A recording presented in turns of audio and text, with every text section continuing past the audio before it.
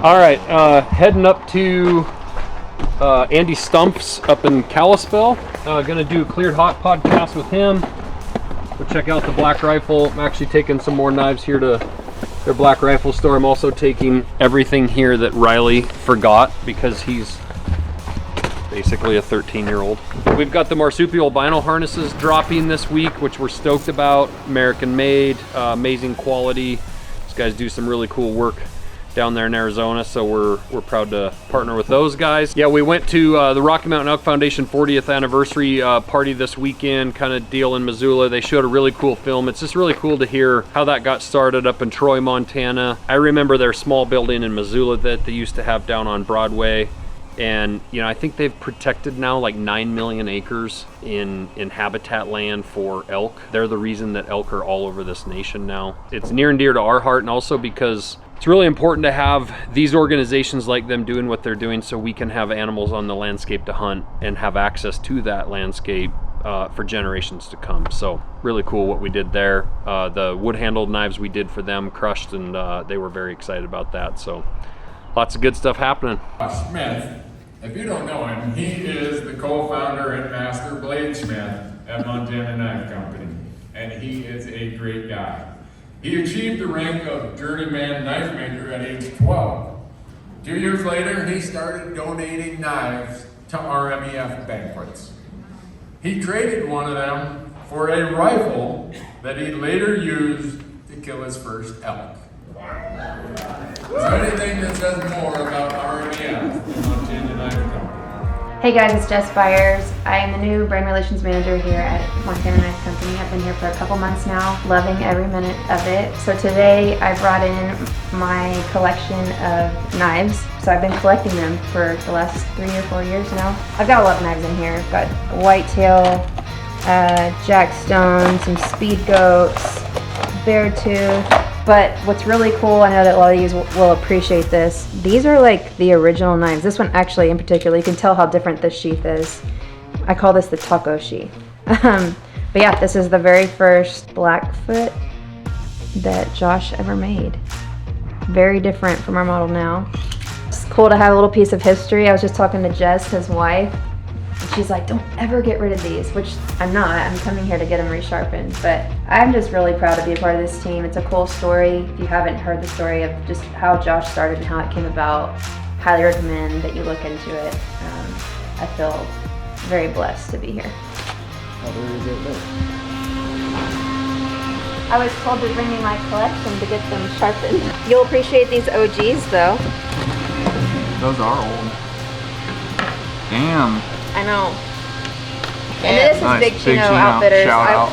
I typically do clean knives for people. Like if they come in all gross, like 90% of the ones that come back are covered in fat and hair and nasty stuff. Brandon is the main culprit. And I don't want to name names, but Mr. Deadeye, Gary, Oh. he's got a problem with that too, so. What's up guys, it's Ben with Montana Knife Company. This week we're doing one of our biggest chef knife drops in company history. We're working on customs right now for Meat Church and Bearded Butcher. Both Meat Church and Bearded Butcher are doing their own giveaways this week, so make sure you follow those guys, stay up to date. Maybe you can get your hands on some.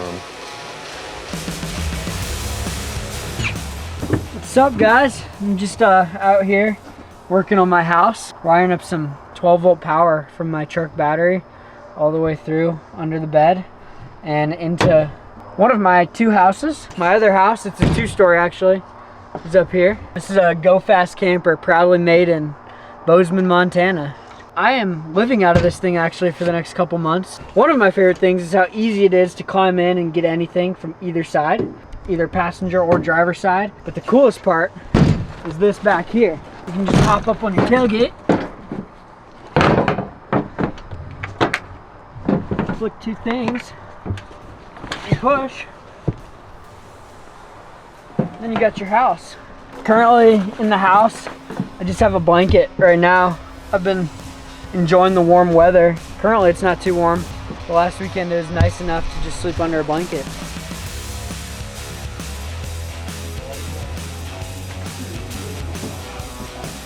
Mostly here, we are grinding downstairs on our chef drop. It is the biggest chef drop that we've ever done, so it's going to be a huge push to get these done and on the shelf. So we are currently experimenting with different processes, trying to see what will make us more efficient in the shop. So over here we have 2 people cleaning and sheathing per 1 packager. Hopefully that will make us more efficient in getting these on the shelf. So we're super excited for this drop. Stay tuned. These drop Thursday at 7 p.m. Mountain Standard Time. Be there.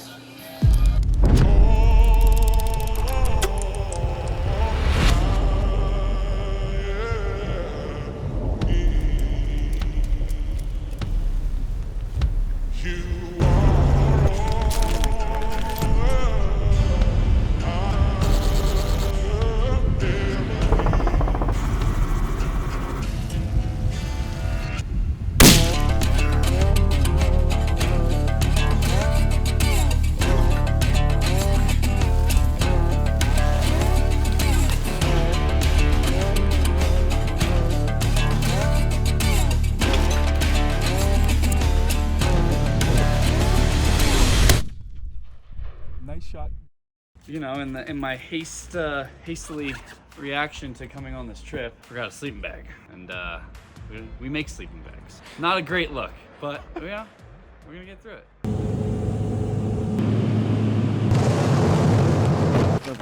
Okay. Awesome. Hang on 1 second. This is our quarters for now. We just made it to sheep camp here at Canal. We got Landon here. Hi. Heck yeah, dude. Trying to figure all our gear out. Get everything ready to do some shooting today and then head out tomorrow.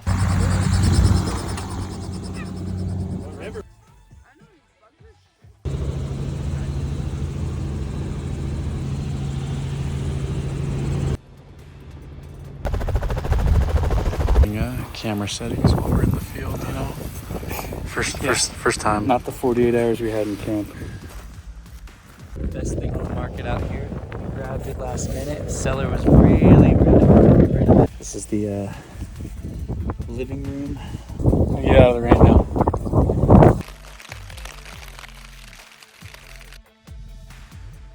Matt got up to pee.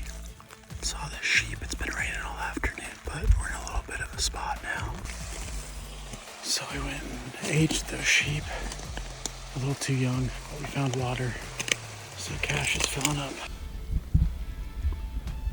Oh yeah, that left side here.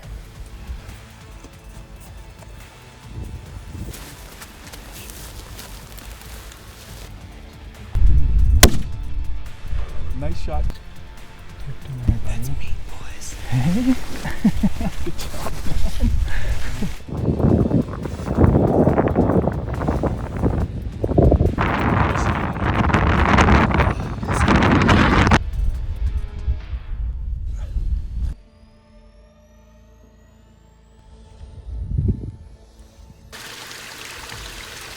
Got a Mackenzie Mountain steak sandwich. Just a nice tenderloin, caribou tenderloin sandwich between flat rocks. Took a lot of people to make it. I know.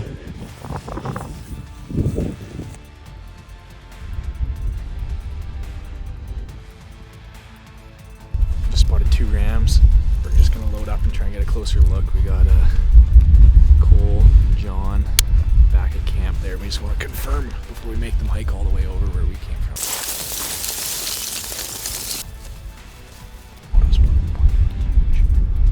Looks like a big one.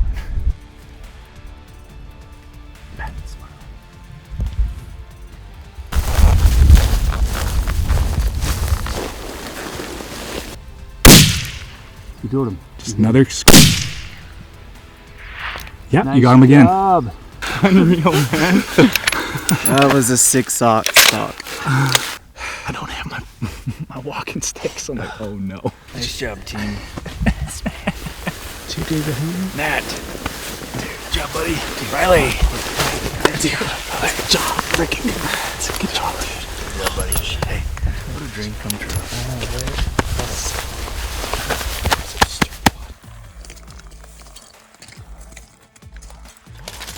What do you think? I don't know what that does to it, but.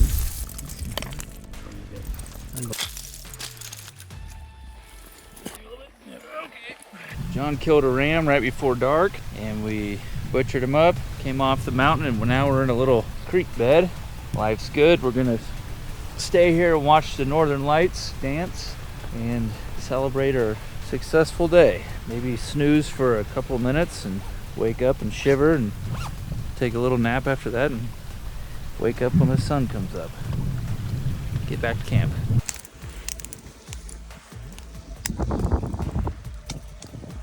The rest of us were freezing our asses off last night and Cole was hotter than hell. Oh, there you go. Gotta get the knees in there. Put her in the bike. Oh. It's like they're picking up. It's just rolling around.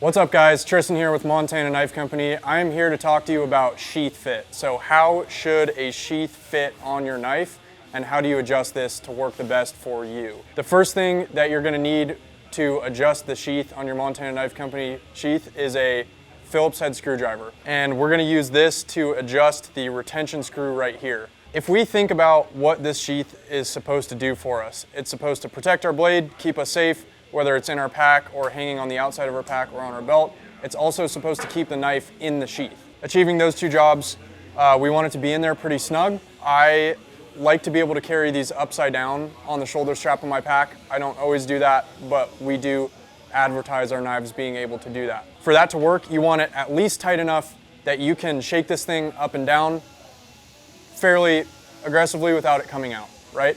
That should be no problem. You should still have it loose enough where it's easy enough to pop off, preferably with one thumb. If you do decide to use two fingers just for safety, please keep your finger behind this retention screw. Do not put your finger here. I've seen people cut themselves. Grip it like that and then push away with your thumb. You're not yanking this thing out, you're controlling this out with your thumb. So you should be able to do that relatively easily. If you desire it to be tighter, you can just tighten this screw. So if I tighten this a couple of turns, all of a sudden now, I can't even get that out of there. And that was just by turning the screw twice. If I back that off a little bit, now I can take it out. If I want it even looser, I can loosen it a little more, and that thing comes out real easy. That is kind of up to you. If you are a person that wants to carry it upside down, I would personally recommend making it on the tighter side. The last thing I want is for anybody to lose their sheath, but within reason, if you're able to shake it upside down, it's not gonna come out. The other thing I want to address is how much this thing should move around in the sheath. Now, these are production knives. They are not vacuum molded to each individual knife, so this thing is not always going to be perfect. Our sheaths generally fit consistently very, very well. If there is a tiny bit of play in there, it's nothing to worry about. Some people ask me about rattle.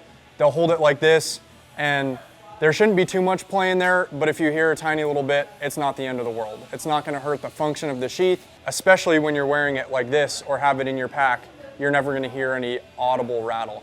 Now, if this thing is in here and it sounds like a maraca and it's moving all over the place, that is not how we want a sheath to fit. So you can fix that by adjusting the retention screw, turning it tighter a couple of times, or if you have another sheath from a different brand that does rattle really bad, you can take a tiny little bit of a cotton t-shirt or a towel or something and stuff it down into the end of your sheath, and that will eliminate play with your knife as well. When you put it in the sheath, you should hear an audible click.